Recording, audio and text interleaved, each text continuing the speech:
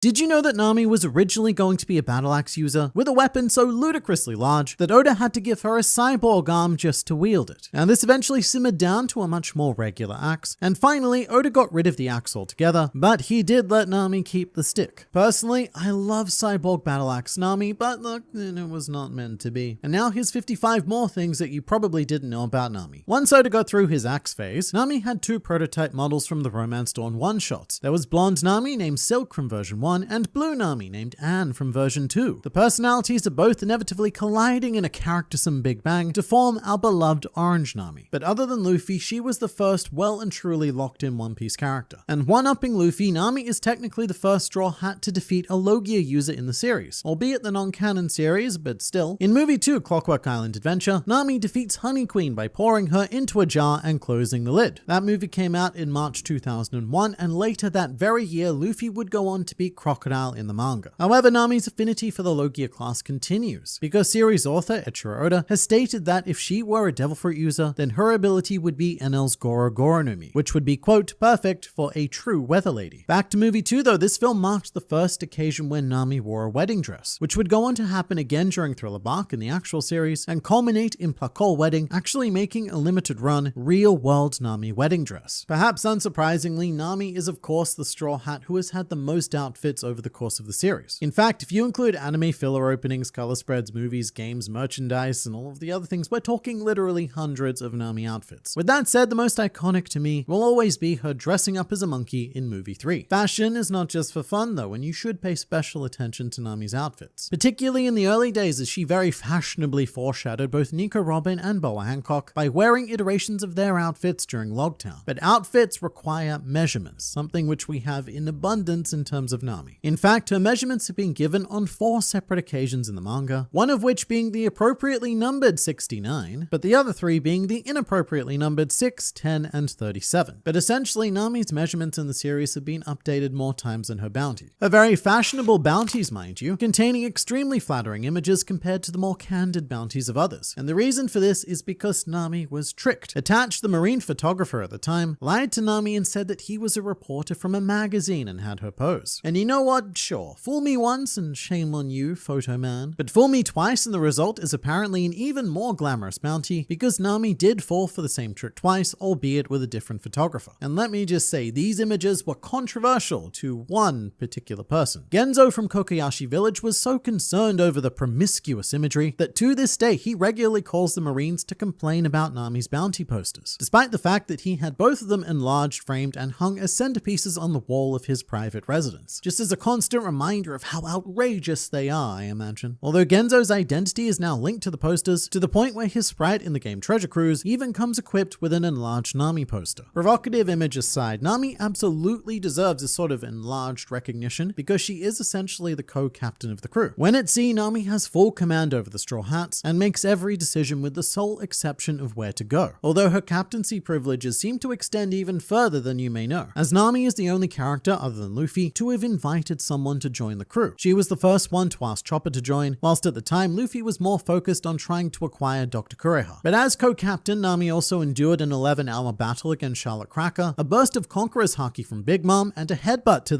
the head from Ulti, meaning that Nami is so much stronger and more importantly so much more driven than she gets credit for, and significantly more powerful as well. Eiichiro Oda has highlighted many characters as being the greatest in their respective fields, such as Sakazuki, whose Devil Fruit is considered to contain the greatest offensive power. And Nami also has one of these Oda titles, possessing an attack capable of the quote, greatest financial damage, being the Happiness Punch. Everyone hit by this attack is charged 100,000 berries, so it could be quite devastating in the right circumstances. And unfortunately for all of the non-Namis, which is everyone, Happiness Punch also has to keep up with inflation. And as of Wano, the attack reportedly now deals 300,000 berries worth of damage, which would make me terrified to bathe on the Thousand Sunny. You walk in at the wrong time and just bam, you're broke. And the wrong time is all the time, as Nami is by far the cleanest Straw Hat, having had a grand total of 9 separate bathing scenes in the manga. And of course, full credit to Anime Bath's wiki for this information, which keeps meticulous track of all bathing scenes across the medium for reasons. And their diligence is such that they also include anime-only specific bathing scenes, of which Nami has had a lot. In fact, in episode 366, her Thriller Bark shower was deemed so important that it was given an anime-only prequel scene. And there's also also a number of, quote, special baths, one of which can be seen in the 3D Mugiwara Chase movie, and another is depicted in the special Logtown novel. That's right, even in a medium that is exclusively words, they still saw fit to include an image of Nami in the bath. To be honest though, I'm really glad they did, because it draws attention to a particular something. In this bath scene, we can quite clearly see her scar, caused by the removal of Arlong's tattoo, and also likely the various stabbings to which Nami inflicted on herself. Now, I would like to quote the Kokoyashi village doctor specifically here because he says, "You'll always have a scar." And I quote him because he is a filthy, filthy liar. After this moment, Nami's scar is shown a handful of times before it promptly disappears forever with no explanation, which is particularly noticeable on her first bounty poster, which seems almost intentionally designed to show off the space where the scar should be. But hey, maybe Oda forgot. Maybe he just doesn't pay that much attention to Nami. I mean, it's not like she's his wife. Except she is, because Eiichiro Oda married Chiaki Inaba, who was hired to play Nami in the 2002 Jump Festa stage show, where the two met, hit it off, and have since produced many, many spawn. In the anime, however, Nami is played by Akemi Okamura, who is, how shall we say, one of the more colorful seiyuu. And Akemi was once asked who from the Straw Hats she would date, to which she replied, all of them, but only at the same time. She then proceeded to joke that she didn't wear underwear whilst recording the Happiness Punch scene for the sake of, quote, realism. Akemi Okamura has also drawn Nami in her own personal style, a tradition somewhat continued by Netflix Nami Emily Rudd, whose Twitter profile picture is also a hand-drawn Nami. Not to be locked into Nami, Akemi Okamura also has a wide variety of other One Piece voices, including Aphilandra, Sue, Gonbei, Coco, who is the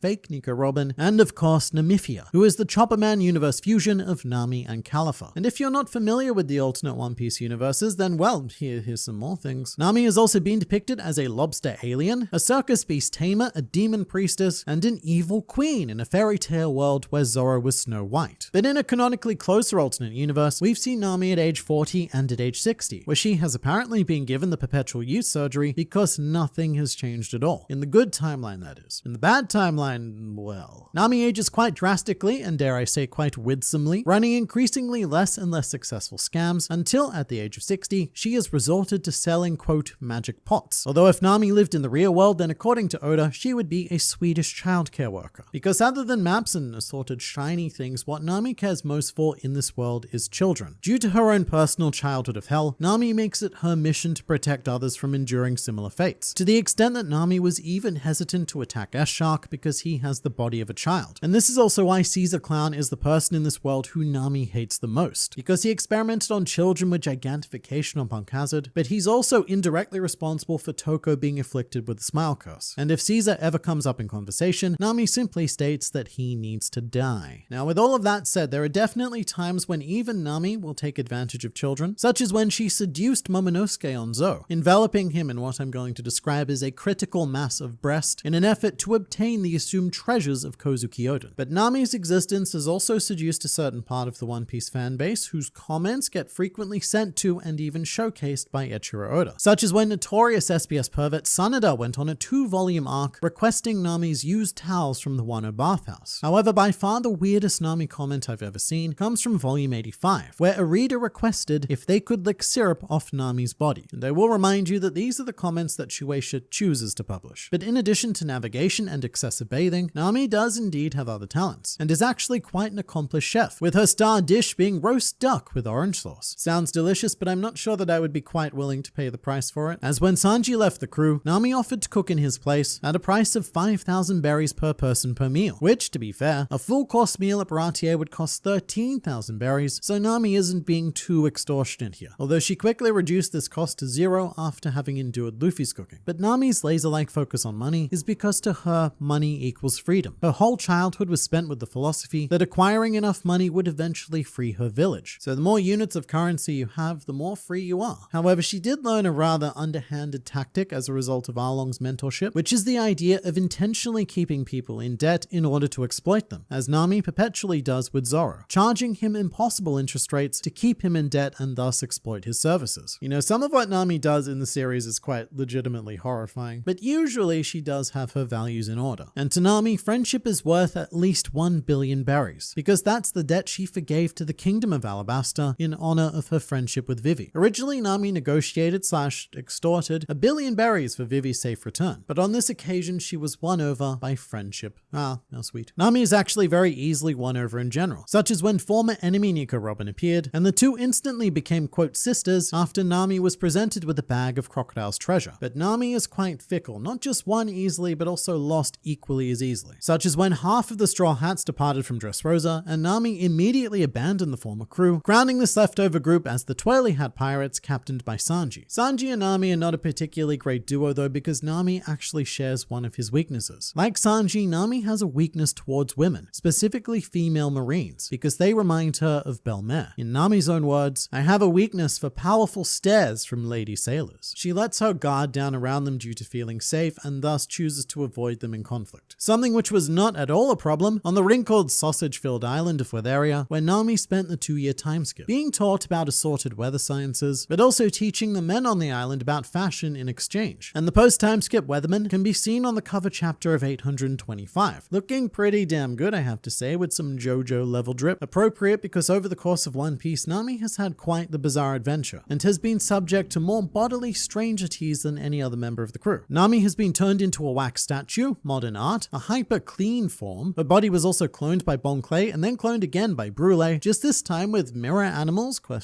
And there was even that one time when Nami was turned into ice cream on the cover of Weekly Shonen Jump. And despite all of this, Nami is still one of the more normal crew members, which is reflected in her stock standard sleep schedule of going to sleep at 11 p.m. and waking up at 7 a.m. She also bathes every day, which is only notable because most of the crew don't. I'm looking at you, Luffy and Zoro, who only bathe once a week, but also you, Usopp, who only bathes once every 3 days. And even though I would say it gets pretty difficult at the 72-hour mark, one of Nami's strongest relationships is with Usopp. They're both the weakest members of the crew, both chronic cowards and self-professed masters of deception. They're a very powerful combination though, and it was their skills together that created the Climateact. Although the weapon's most perfected form required the teamwork of Nami, Usopp, Frankie, as well as Zeus, who has now merged with the Climateact to become a sentient weapon. Zeus being another one of those characters that Nami has effectively enslaved. But Zeus was not the first living Climateact, because Eiichiro Oda loves to anthropomorphize his weapons, and so once provided this drawing of a very tired but still, to her credit, very enthusiastic anthropomorphized Climateact. But something we have yet to speak about, because to be fair, Nami almost never speaks about it either, is maps. Nami's dream is to map the entire world, but we never see her actually drawing them. But rest assured she is, and according to the SBS of Volume 90, Nami's daily routine consists of drawing maps after dinner and very, very off-screen, out of the way of the more exciting story events. You know, intelligence always goes underappreciated in shonen manga, and this is especially true of Nami, who canonically has the third highest IQ of all characters from East Blue, toppled only by Captain Kuro in second place and Ben Beckman in first. However, this achievement is, it's arguable, because Oda stated that he couldn't decide the rest of the rankings because everyone else is an idiot. But we know that Nami is from East Blue, but we don't really know, you know? By which I mean her birth location. It's called the Oikot Kingdom, and it's located roughly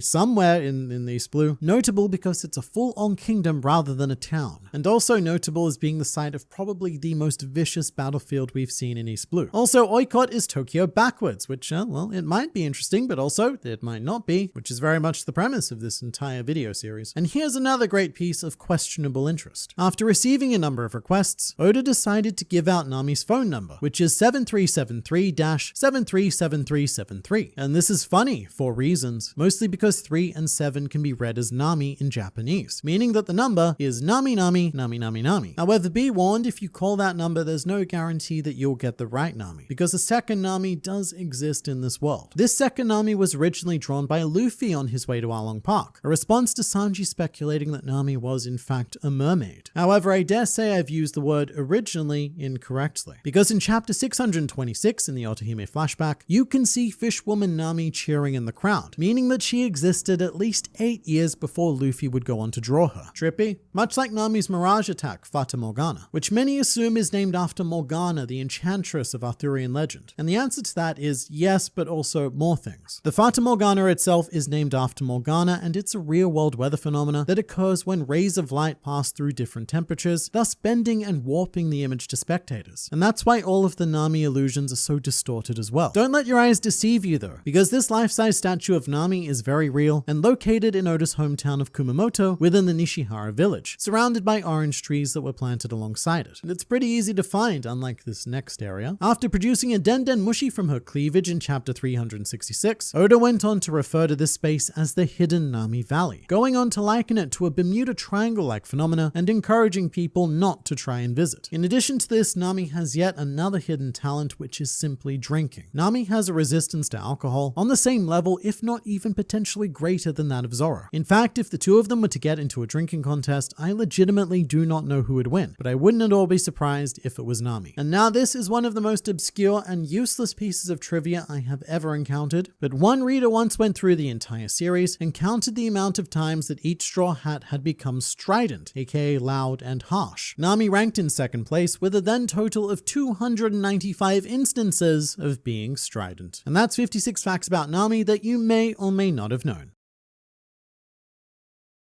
What happened to Sogeking? This is a question that many One Piece fans ask, wondering where the post-time skip appearance of our super sniper hero is, and why Usopp has abandoned one of his finest inventions. So in this video, I'm going to tell you why Sogeking disappeared from this world, as well as why it's unlikely that we're ever going to see him again, and most importantly, who the even greater legend is that has taken his place. So the answer to a lot of this stuff is in a place that no one ever looks, which is Thriller Bark. A lot of the time when we talk about Thriller Bark, we don't really talk about it a lot of the time, but when we do, it's a very isolated discussion. Thriller Bark often feels like its own thing, a more standalone adventure, and that is true for a lot of the crew, but not for Usopp, because Thriller Bark is the true end of a character arc that began for Usopp in Water 7. Much like how Sanji has a Vinsmoke arc that spans across Zou, Whole Cake Island, and ultimately concludes on Wano with him defeating Queen. In much the same way, Usopp has a Sogeking arc that takes place across Water 7, Thriller Bark, and even Return to Sabaody. And following that very long piece of story gives us our answer. Going back on Thriller Bark though, it's important to note that at this point, Usopp had just rejoined the Straw Hats, but he still needed to prove his worth. Not to the other crew members, they were happy to accept him for who he is, but to himself. Usopp needed to prove to himself that he wasn't weak, which was one of the key reasons why he left the crew to begin with. Usopp was frustrated that his own weakness led to him being beat up by the Frankie family and having the money stolen. And he was also initially blaming himself for not having the resources to fix the Going Merry because of his weakness. And despite Merry being deemed unable to sail, Usopp also begged Luffy to have faith in Merry's strength, because that's very much how Usopp sells himself. He doesn't look like much, but there is a powerful inner strength there, maybe. So when Luffy decided to part ways with the Going Merry, one of the more heart-wrenching things that Usopp said was that if Luffy was going to abandon the ship, then why wouldn't Luffy do the same with him? And the Water 7 saga did wrap up a lot of these issues, but it left this one quite purposely lingering. Because Usopp did get a moment of redemption on Enies Lobby, being the only one capable of saving Robin by sharpshooting Spandam, but that was done under the guise of Sogeking. And you'll see why that's extremely important as this video goes on. Usopp's true test did not occur during Enies Lobby. It happened on Thriller Bark. Atmospherically, Thriller Bark is a location designed to be Usopp's worst nightmare. This is an island where all of Usopp's ridiculous fears actually become reality. We've got zombies, shadow creatures, mad scientists, horny beast men, and even a thing that Usopp once lied about on Syrup Village, a literal Kerberos, even though one of the heads is a fox. And just like an actual nightmare, nothing on Thriller Bark plays by the established rules you think they should. Like how Usopp believes that zombies are slow, lumbering creatures, but then they all break into a sprint to chase him down. It is horrifying. This island is the epitome of fear and self-doubt, and Usopp was thrust onto it with no backup from the heavy hitters of the Straw Hats. All he had were Nami and Chopper, who were arguably not a lot of help. Usopp, Nami, and Chopper were the ones chosen to explore the island because it was the only way to have the readers and watchers be able to fully experience Thriller Bark, which I don't think happens in any other arc. Usually, Oda has a fixation on experiencing the One Piece world through the eyes of Luffy, the main character. Makes sense. So we mostly explore islands through his perspective. However, Thriller Bark is one of the rare cases where that primary perspective is switched, incidentally making Usopp the main protagonist of Thriller Bark for a large part of its run. Luffy's there, but he's much more in the background. Everything that Usopp initially runs into, Luffy and his group eventually stumble upon as well. The Kerberos, the graveyard zombies, a haunted mansion, etc. They're all following in Usopp's footsteps. So it's like Usopp is going through a haunted house, and then, slightly later, Luffy is going through the same haunted house but with all of the work lights on, and so none of it's scary anymore. In fact, it's having very much the opposite effect. Almost every creature that Luffy runs into is scared of him. So Thriller Bark really isn't a problem for anyone else. Luffy, Robin, Zoro, Sanji, and Frankie are all having the time of their lives off on another fun adventure, whereas this challenge is very personal for Usopp. It's where he needs to seriously step up. It's where he needs to conquer his fears and claim his spot on this crew. And that opportunity did present itself. Because prior to the conflict with Oz, there was one instance where Usopp had backup from the heavy hitters of the crew, but on this one occasion, they were immediately stripped from him by Perona. Zoro, Sanji, Frankie, all of them were taken out in a single hit by the negative hollows. And Luffy was taken out earlier on in the arc, so Usopp can't rely on him either. And in a sickening twist of nightmarish hell, Usopp is the only one immune from Perona's negative hollows, meaning that Usopp's worst nightmare has now come true as he has to walk onto the most terrifying battlefield he's ever set foot all on his own, knowing that there is absolutely no one who can help him, which I believe is the first time that Usopp has had to do this since fighting Shu during Arlong Park. In every other fight, he's had some form of support, like teaming up with Chopper on Alabasta. Usopp also had Sanji with him a lot of the time during Skypiea, and even on Little Garden, Usopp had Karoo. There's usually always someone there for him to fall back on. But not this time, and not against this opponent. And the idea of Perona having ghost powers as well as being labeled as a ghost princess should not be overlooked. She gets a bit pushed to the side in favor of Junk in the Trunk Echo Moria, but Thriller Bark itself is referred to as the Ghost Island. And so Usopp taking on someone with ghost powers is representative of him standing up to the island and indeed the idea of fear itself. Because Usopp is now fighting an opponent with intangible power. For a lot of the fight, he quite literally cannot touch Perona. And in fact, apart from some sticky goop, I don't think Usopp ever does touch Perona, which is very much like trying to fight the concept of fear. You can't just punch it until it shuts up. You can't touch it, so you gotta fight fear in other ways. Primarily mental ways, which brings us to Usopp's main weapon during this fight. Perona's negative hollows elicit and overwhelm their targets with depressing thoughts. In some cases, they magnify innate securities, but they also create artificial negativity as well, which is why they're effective against even Luffy, someone who generally doesn't think negatively about anything and always has 100% belief in himself and his abilities. However, the reason why Perona's powers are completely ineffective against Usopp is because he's already well and truly immersed in that realm of negativity. In fact, he's on a completely different level of negativity, and he even managed to depress the ghosts that were sent to attack him, which rather comically results in a scenario where just as Luffy was the only person on Skypiea capable of standing up to Enel, Usopp becomes the only person on Thriller Bark capable of standing up against Perona. The main difference is that on Skypiea, Luffy's greatest strength was his greatest strength, the fact that he was rubber. Whereas on Thriller Bark, Usopp's greatest strength is also his greatest weakness, which is a very tricky balancing act, because you do need to be somewhat positive to pick yourself up and fight in the first place. And one of my favorite running gags during this fight is Perona trying to defeat Usopp, but also constantly reassuring him, saying stuff like, life isn't all that bad, which is both hilarious and also a bit clever, because if Usopp starts thinking positively at all, then he has lost this fight. He needs to remain in the depths of his own self-doubt to succeed, but he cannot be consumed by that doubt. He's essentially treading water in an ocean of doubt, hoping that his efforts will be enough to beat Perona before he drowns. But Perona is a very special opponent. I've talked about this effect a lot with Luffy versus Katakuri, but Usopp versus Perona was one of the original One Piece mirror matches, because what we've got here are two liars going up against each other, each trying to make the other believe that they're an order of magnitude more powerful than they really are. And the win condition for this fight is that the first person to believe those lies loses. Now, Perona's lies are primarily constructed through her astral projection ability, where she leaves her body and becomes an intangible opponent, which is a very interesting matchup for Usopp, as usually Usopp is so scared of his opponents due to them being overwhelmingly physically superior to him. So in many ways, there's no reason to be scared of Perona because she can't,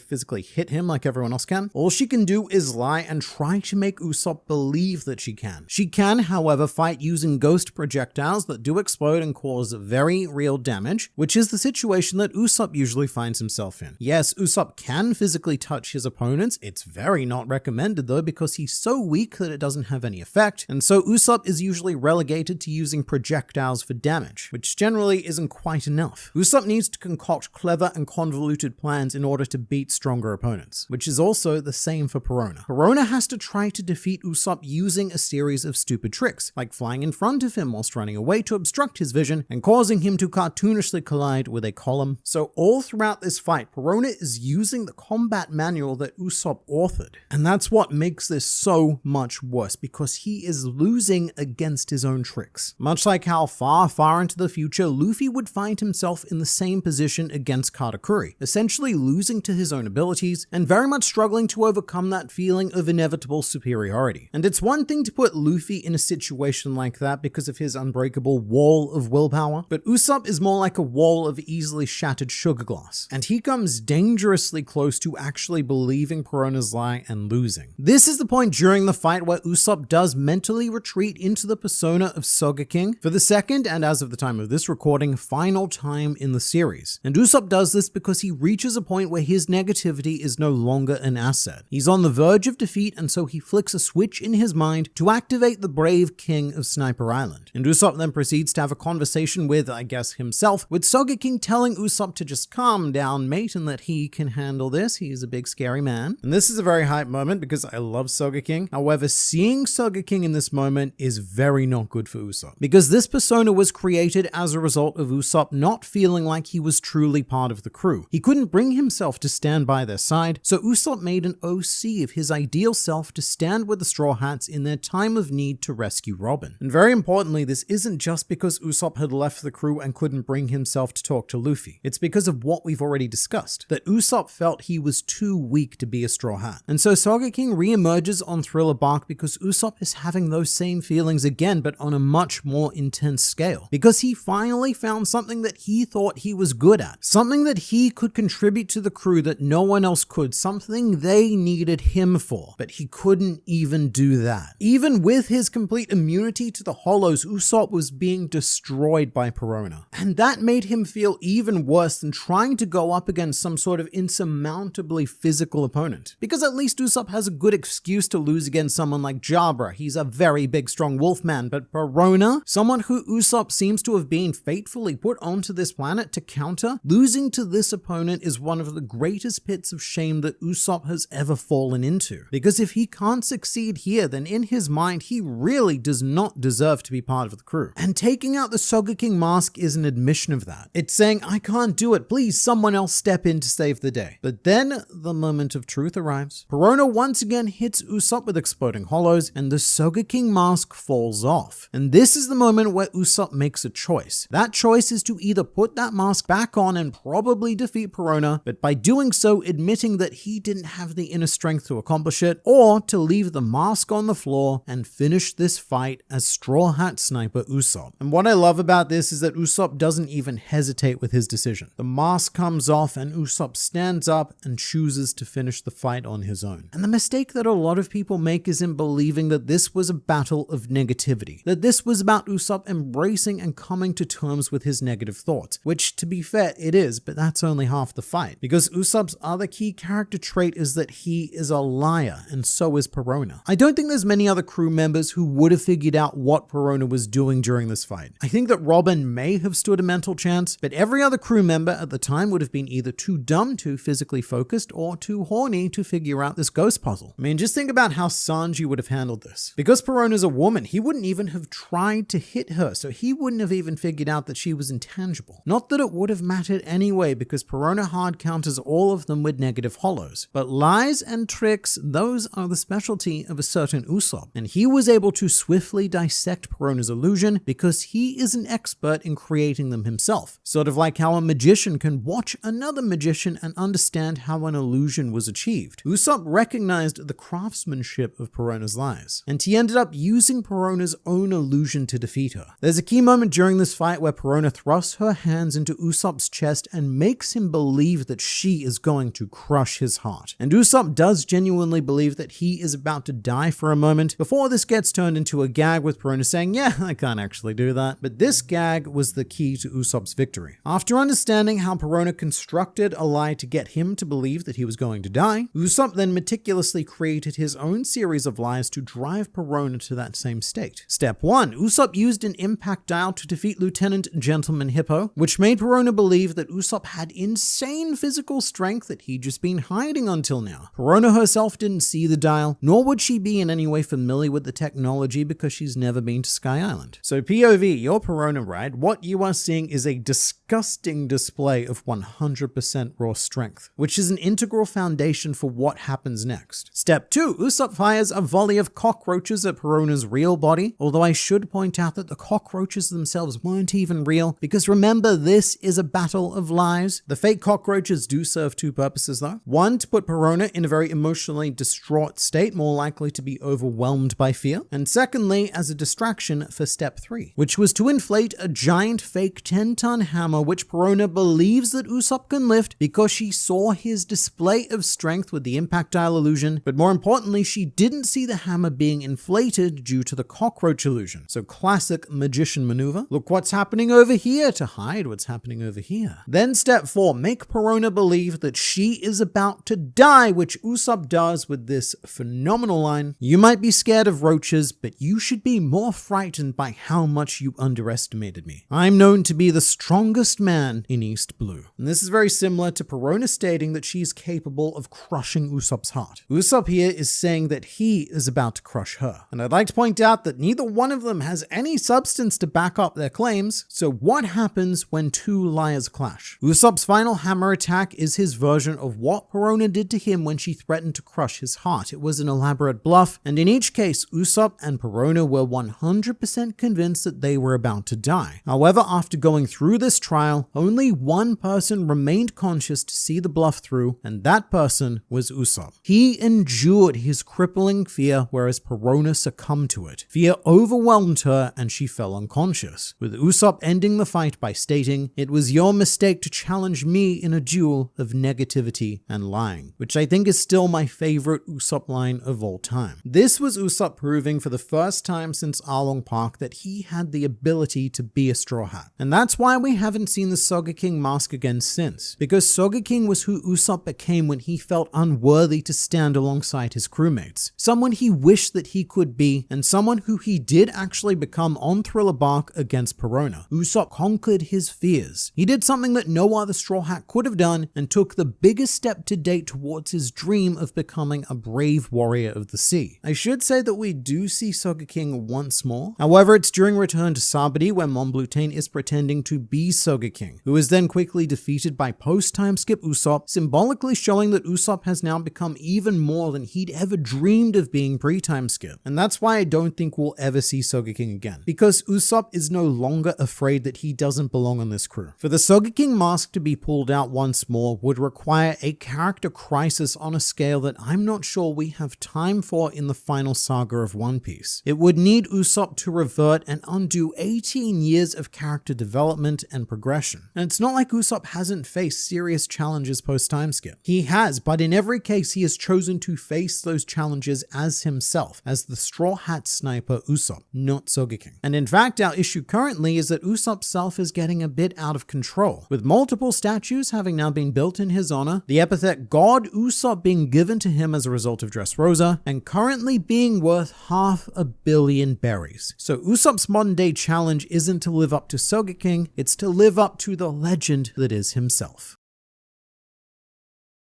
What is the longest fight in One Piece? Luffy versus Katakuri? Long as it may be, it only lasted 19 chapters, which pales in comparison to Luffy versus Doflamingo clocking in at 33 chapters, and even that feels short when we look at Luffy versus Kaido, which took place over 42 chapters and well over a year of real-world publishing time. And that is somehow still not the longest fight in One Piece, because I am reliably informed that 42 is a lower number than 43, and 43 chapters is the length that the two most hard-boiled of manly men spent dueling one another. They entered the battlefield as enemies, but left as sworn brothers in one of the most unique bouts in all of shonen manga. This is the one-of-a-kind tale of Franky versus Senor Pink, which even to this day, this fight is a bit controversial among the more vocal of One Piece fans on the internet. You've got those who absolutely love it, and those people who think it was a complete waste of time. I personally belong to the former category, and I've now spent more time than any human ever should have making this video to explain explain why that is. However, I do certainly understand where controversy arises because, as mentioned, this is one of, and in fact, I think it may be the single most unique fight in the series, and unique fights come with unique tastes, some of which may initially offend the tongue, and if that's you, then I now invite you to rip off your nearest bikini top and wipe your mouth with it. And tell me how you feel after you did it, because I'd hazard a guess that you're feeling pretty damn hard-boiled. This may or may not be immediately apparent given the baby aesthetic of Senor Pink, but his design was inspired by Chow Yun-fat, specifically his character from A Better Tomorrow, where he can be seen lighting a cigarette with what I believe to be 100 United States dollary dues. This was the character that young Senor Pink was based on. However, his philosophy came from another Chow Yun-fat film titled Hard Boiled, during which his character protects a baby during a gun battle. And in fact, the poster of Chow Yun-fat holding the baby in question may have been the direct inspiration for modern Senor Pink's design. Hard Boiled is essentially the lifestyle of not showing any emotion, being as cold as possible because nothing can penetrate your hard-boiled shell. This is why Senor Pink does things like brushes his teeth with a shoe brush, uses brandy to disinfect his wounds, and wipes tomato juice from his mouth with a bikini that he rips off the girl closest to him at the time. It's a comical exaggeration of that hard-boiled archetype. And hard-boiled even has its own literary genre, which usually takes the form of crime fiction with a grizzled, downtrodden detective hard on the case to stop some sort of crime, maybe. It was also very prevalent in stuff like 80s action movies, which is where Frankie comes into this dynamic, as Eiichiro Oda is a huge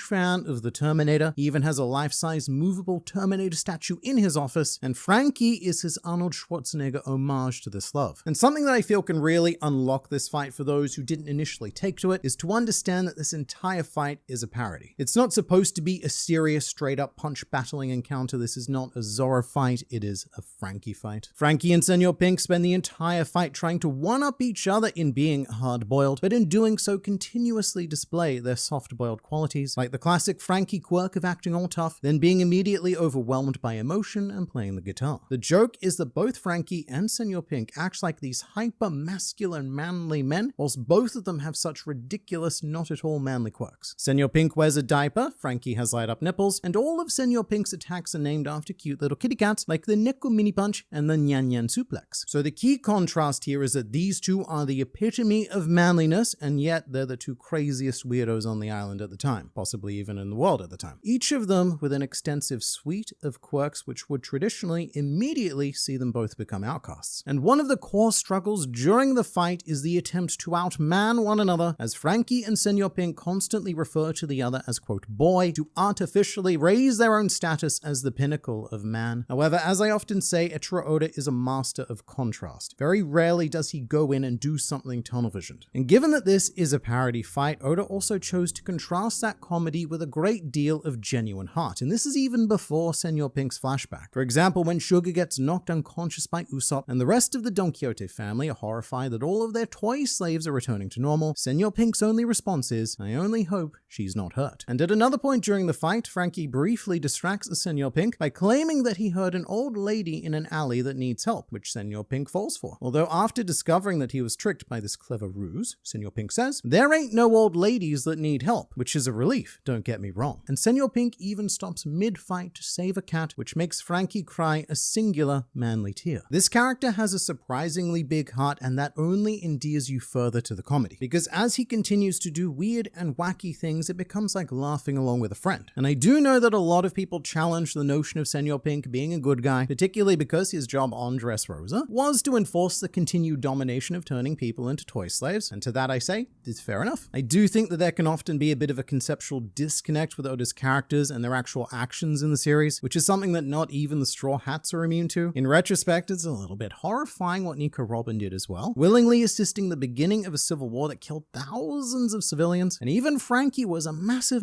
prick when we first met him, and he beat the living crap out of Usopp. But my general rule of thumb is that if we can love Robin after everything she's been a part of, then we've got space in our hearts for Senor Pink as well, which is something that the crowd of this fight also goes on to realize. Senor Pink, he has his bikini girls, and Frankie, he has his Tontada yelling words of encouragement. However, after a certain point, both sides end up being emotionally taken in by the sheer quantity of manliness on display. The bikini girls start to admire Frankie, the Tontada start to admire Senor Pink, and comedic as it may be, this battle turns into something much greater than the specific situation of what's happening on Dressrosa. Yes, both sides have a mission, but this fight transcends transcends all of that, and we are watching the pinnacle of men fight for the very concept of what it is to be a man. It's important to note Oda's use of crowds because he often has onlookers. They generally serve the purpose of exposition, but they also generally take the position of readers and watchers and tell us who we should be rooting for. But in this rare case, Oda models all of that. The crowd themselves become confused, and I think that reflects us as readers, because I started this fight rooting for Franky, but I ended it wanting neither of them to lose. And one key reason why this is because there is an incredible Senor Pink flashback about the death of his son Gimlet and now vegetative wife Russian, which to this day is something that I point to as one of Oda's greatest twists of genius. To be able to take an obese man in a baby outfit and make me feel legitimately emotional about why he wears it, because it is the only thing that makes his vegetative wife smile. And when he says, "This outfit is worth more to me than the finest suit," I mean this with no exaggeration, that is one of the greatest lines in all of fiction. I'm just gonna say it. Senor Pink has a better backstory than Kaido. Although crazily enough, Oda wasn't planning on putting Senor Pink's flashback in the series at all. It was his editor at the time who insisted that Oda put this story to page after hearing about the backgrounds that Oda had written for Senor Pink. And as a side note, Oda once again managed to make the battlefield very relevant, and in this case, very much thanks to his editor, because Senor Pink was guarding the Smile Factory, which was very apt, as his whole personality at this stage was dedicated to guarding the smile of his wife Russian. This man is a guardian of smiles, and with that context, it makes it very easy to get on board with his over-the-top diaper-related stoicism. I might be wrong, but I also believe that this is the only turn-based combat fight in all of One Piece, by which I mean Franky and Senor Pink almost never fight at the same time. They continuously take turns hitting the other one as hard as possible as a continuous display of how hard-boiled they are. And Franky's reasoning for this is, quote, "When you're offered drinks at the bar, a man doesn't take his glass off the table." While Senor Pink's reasoning is, "Don't get the idea, little boys. My swim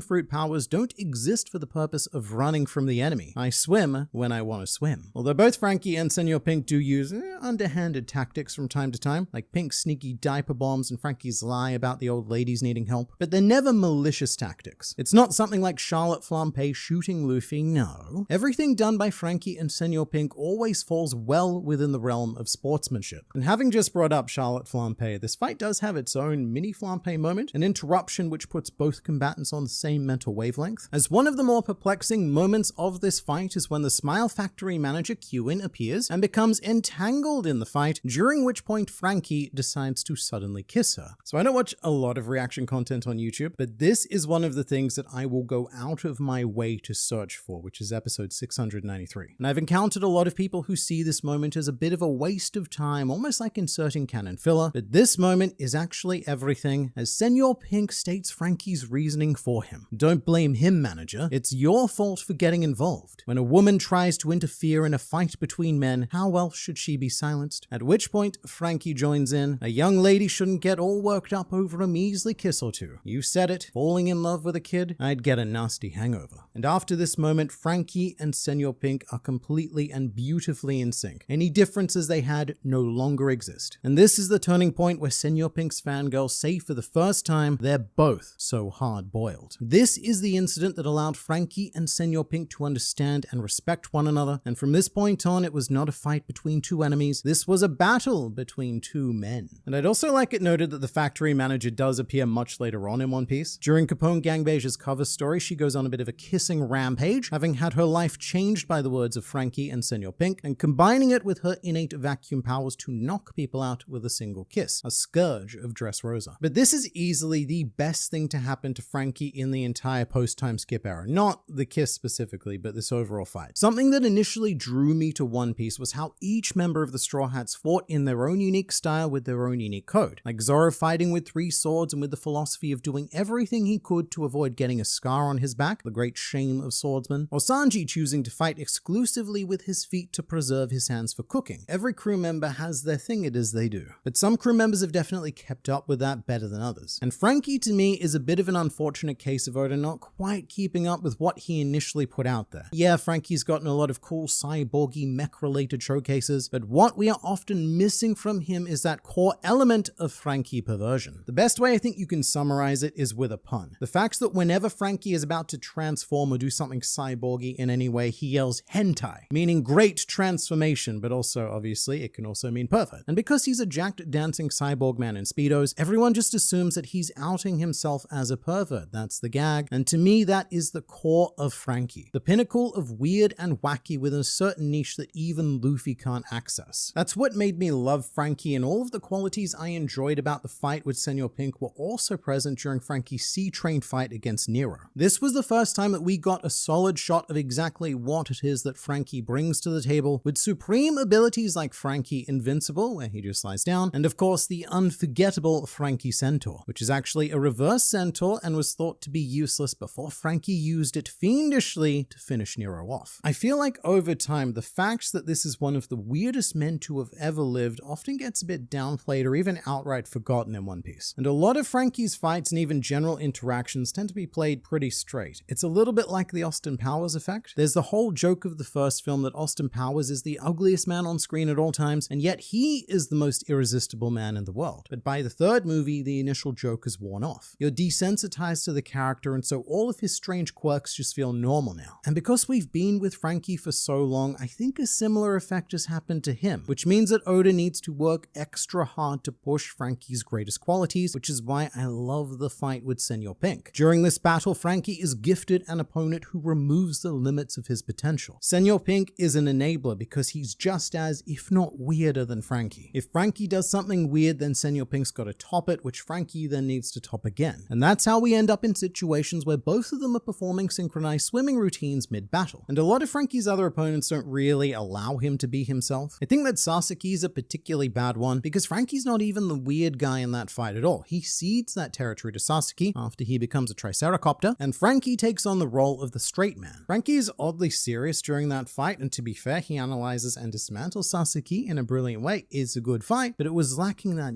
that Franky flair. Nothing about Franky versus Sasaki led me to believe that this was an opponent who only Franky would be suited to, unlike a Senor Pink, where Franky was the only crew member we had who could match up to Pink's level of just weird. And like most things in One Piece, it's less about power scaling and more about telling a story through a fight. With Sasaki, there wasn't really a story to be told, and Triceracopter aside, it does appear to be a more standard shonen fight where action is only happening because that's the genre. But Franky versus Senor Pink gave us something very, very special. It was not a struggle of strength, it was a contest of character. And even though Franky is the last man standing by the end, it's a contest that I believe both characters won, as Senor Pink may have lost the fight, but he gained a brother on that day. And while we have yet to see their inevitable reunion, during chapter 1021, Oda gave us starving fans a very hard-boiled treat, as the cover page depicts Franky and Senor Pink finally making good on that promise to have a drink one day, with Franky clearly being moved by the story of Senor Pink's past, and one rather heartbreaking little detail happens to be the cocktails they're both drinking, which is a gimlet, a simple mix of gin, lime, and sugar, and also the name of Senor Pink's tragically lost child. And Franky does also mention Senor Pink during Egghead Island. After seeing S-Shark use Senor Pink's Devil Fruit abilities, Franky jumps to the conclusion that he died, which is a reasonable thing to do, but he is beyond relieved to hear that his brother is still alive and well. And look, a day will come where the Straw Hats will disband and everyone's gonna have to go their own separate ways. And when that day comes, I believe that Senor Pink might become part of the Franky family. Because where else would be a better home for your brother than the family house? Egg, egg, egg, egg, egg, egg, egg, egg. That's it. That's it. Do with that what you will, I guess. Every time you said hard-boiled, soft-boiled, hard-boiled. I see what you're doing. I see what you're doing. Egg. I couldn't let go of it. From the very beginning, it was all egg. Are you still recording? No. Okay, good. What even is Demonio Fleur? Is it Haki? Is it an awakening? Is Robin secretly a demon? Or is Demon secretly a Robin? All of these questions, except for the last, will be answered. Because this ability is just confusing, and we can't really seem to come to a consensus on it. Although one thing that seems clear to me personally is that Demonio is not a standard application of Robin's Devil Fruit. There is something more happening here, but the question is what that more is. And to explain what Demonio is, we need to understand Robin's evolution evolution to that point. Right before Demonio, Robin performed the Gigante Fleur ability, which seemed like the culmination of Robin's Devil Fruit, or at least her progress to that point. The Hana Hana no Mi gives Robin the ability to sprout extra limbs right out of the box. It's very fun. However, Robin had to really work to evolve her powers, which eventually split down 2 skill paths. Robin eventually unlocked the power to use many small limbs to create giant limbs. Think of it as weaving them together to craft a more powerful construct that looks like a single limb from afar. And down the other path, Robin's mastery of sproutage reached a point where she could create multiple limb spawning and eventually the creation of full body clones rather than just limbs alone. These 2 paths split off during Robin's development, but eventually linked up back together to create Gigante Fleur, where Robin creates a giant topless clone of herself. I point out the toplessness because it's implied that Robin didn't need to do that as her previous clones were all fully clothed. So this is a design choice. Also, Oda said in the SBS of Volume 102 that the growths on Robin's chest were actually onions, not breasts. So do with that information what you will. Of every question Oda elected to answer about the Robin versus Black Maria fight, of course he went with the boob question rather than any of the crazy demon stuff. And Demonio is a very confusing further evolution. At first glance, it's quite similar to Gigante Fleur because it's just another big old Robin with some dark demonic features. You could even make the argument that her demon wings are also a natural evolution because another of Robin's key focuses was using many arms to create wings for herself. But the immediate thought with Demonio, at least in the manga, is that this is a form where Robin incorporates Haki, like the way that Luffy uses armament Haki to partially create his Gear 4th forms. The issue with this idea is that Robin has never been confirmed as a user of any type of Haki. She's one of the awkward Straw Hats like Frankie, and by awkward I mean very capable fighters of the crew, but who theoretically shouldn't be able to fight as well as they currently do because both Black Maria and Sasaki were Haki users, and yet both got demolished by Robin and Frankie, somehow. But the anime went on to answer the Haki question by giving Robin a red body rather than a black body with very typical devilish colors. And on an artistic note, I love that they set Demonio Robin against a primarily green backdrop. Red and green are complementary colors, they always make each other pop, but it's very difficult to use them together without making it look like Christmas. I'm not